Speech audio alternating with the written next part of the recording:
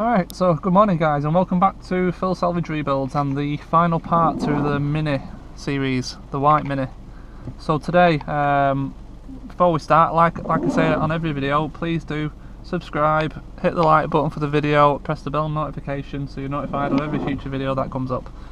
Okay, so we are heading over to the garage to fix the headlight.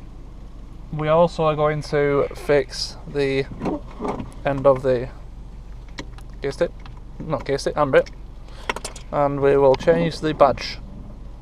And after we've done them, we're going to send it down for an MOT, and hopefully it'll pass. If it passes, then we'll do a quick oil and filter change, and then this car will be done. We'll get back home and we'll do a price breakdown of the car. Okay, so Mark, this is for you. I'm going to show you quickly how I fix the tabs on these headlights, because you did ask. So first of all, it's obviously very important that you have the pieces that are broken off. You need the complete bit so that you can refit it. So as long as you've got them, this method should work. So first of all, I use just a normal soldering iron, and I just melt the plastic on both sides of the join. I hold them in place, melt the plastic round the join, just to form a bit of a seal, just to hold it in place. It's not going to take all the strength, it's just to hold it in place. So I'll just show you a bit of a video of me actually doing it. So there we are, a nice hot solder iron with a flat blade on the end of it, and we're just melting the plastic on both sides of the join just to form a bit of a seal, just to hold it in place for now.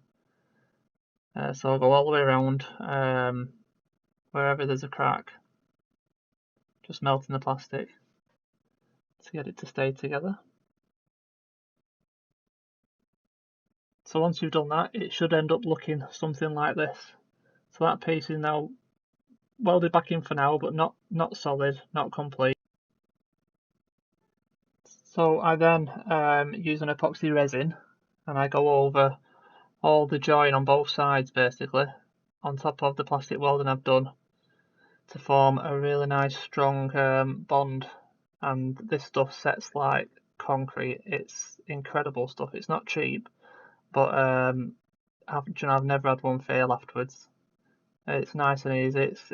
It's not cheap stuff, but it ends up cheaper than replacing the whole headlight unit. And so yeah, so once you've got that on, it's had a bit of time to go off. That's roughly what you end up with. Not the most prettiest, but half these won't be seen, so the ones that are seen you try to make a little bit neater. But as you can see, you still maintain that screw-in device there for your adjustment. So there you are, Mike, that's how I do it. Hope that was helpful.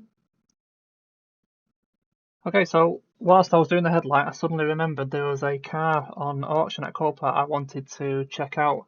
I was interested in, so I thought, seeing as I had the camera there, I might as well bring you along for the ride and just show you a little bit of live bidding. So the car about to come up now, it's this one. It was a Hyundai i30 Turbo, so 1.6 diesel. Looks like the i30N-ish. Nice car, 16 plate, 27,000 miles. Light damage on the front, just bumper, wing, perhaps, radiator, you're never quite sure. But nothing much. So these cars are about, I think cheapest was £9,500 I found on this reg. So I thought, I'm interested. Depends how much it goes for. But as you can see, it just started going crazy. The bids were just flying up, and it's getting to the point where you've only got a couple of grand in it, including fixing it at that point now. Because realistically, £7 really, 7.5 at the most. These parts are going to be expensive. It's quite a new car, and because they are, not as common as the normal i30s, they have a different bumper system, different bumpers on it. So I thought I'd give it a quick cheeky bid at £3,950, but as you'll see in a second, someone quite quickly just bids over me, and at this point I'm thinking, it's just not worth it. So I watched the bids out just to see exactly what it went for.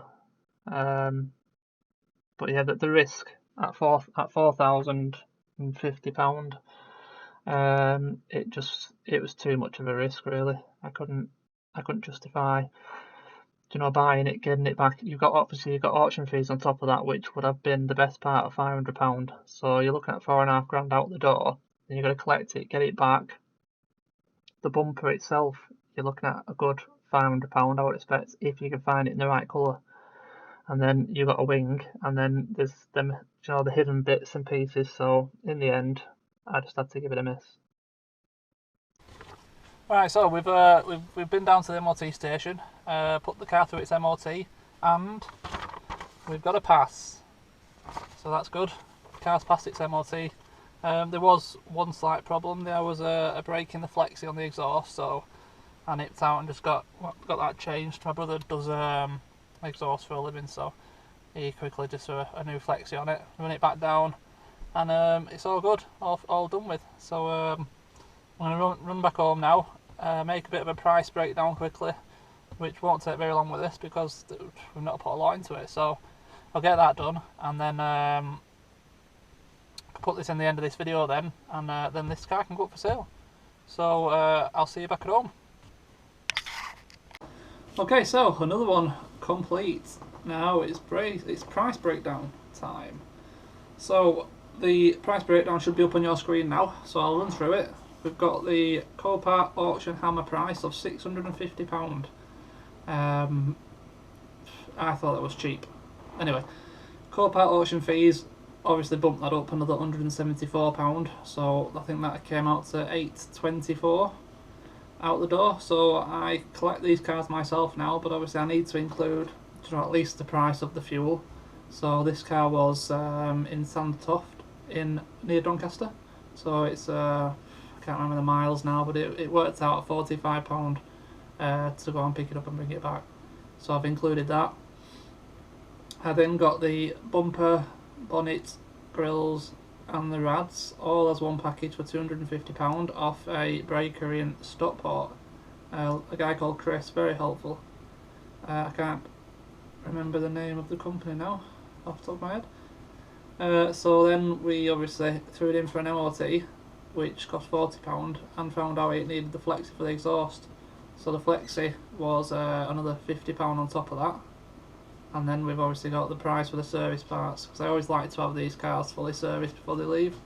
Because of the lack of history with the vehicles, it's always nice to know that when you send them out the door they've got a full service and they're ready to go for, well, a good 10,000 miles at least. So 12 months MOT, fully serviced, complete for £1,284. So with a car with only 41,000 miles on it, I think that's pretty good value, to tell you the truth. If I was to keep that car, I'd be extremely happy with that.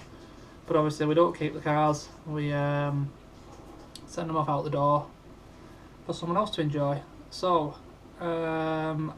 price wise, I've had a little look through eBay at you know, 2010 Mini Coopers for sale. The cheapest one up there is £1,700, but if you read the description, it's got running issues, it's due an MOT, it stalls whenever you come to a stop, and it needs a service very soon as well. So the next cheapest one, should I say, is actually a Cat C, which is the old Cat S, well, the new Cat S, should I say. So that car had structural damage when it was crashed. It's done 95,000 miles, and that's up for 1,900. I don't, what's it say? It doesn't say anything about any parts for. No, it doesn't say anything about MOT or anything, stuff like that. So that's probably the closest, but it's done 95,000 miles, whereas mine's only done 41. And then the next cheapest is 2,300, that's 158,000 miles. If I scroll down the list and find anything anywhere near the mileage this car's done, there is one at where is it? It's done 36,000, so a bit less, but that's £3,400 that car it's up for, which they're not going to get, I don't think. But so yeah, I think a realistic figure to try and get this sold and gone is probably, I think 2,000 for this car is pretty much a bargain for someone. They're getting a very low mileage car, fully serviced, full MOT, ready to go for a good long time. So I'm going to advertise it for 2,000. and I'm not going to budge on that price. That's what I'm going to get for it. I don't think it'll stand around. It'll stay for too long. So another one done. Another one out the door, and we can move on to the next Mini. So yeah, there's another Mini. I pretty much bought them together. I'll tell you the story of getting the second one in the video for the new one, but it is a special edition. They made it for 1 year only in 2012.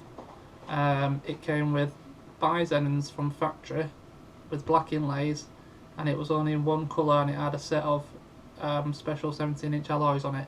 So have a think, see if you can guess what special edition it is, and probably before the end of the week, before the end of the working week, I will unveil the new Mini in a separate video. So that's it for this one. As always, thank you very much for watching these videos. Please do subscribe, press the bell notification, thumbs up on the videos. It all helps massively towards the channel. These what will be 4 now Mini videos have gone down really well. I've seen a good increase in views. I've had a good increase in subscribers as well, so thank you very much to anyone who's new. And that is it, so look out for the next video, the new Mini. Have a guess, like I said, what you think the special edition is on it, and I will see you in the next one. Thank you very much. Cheers.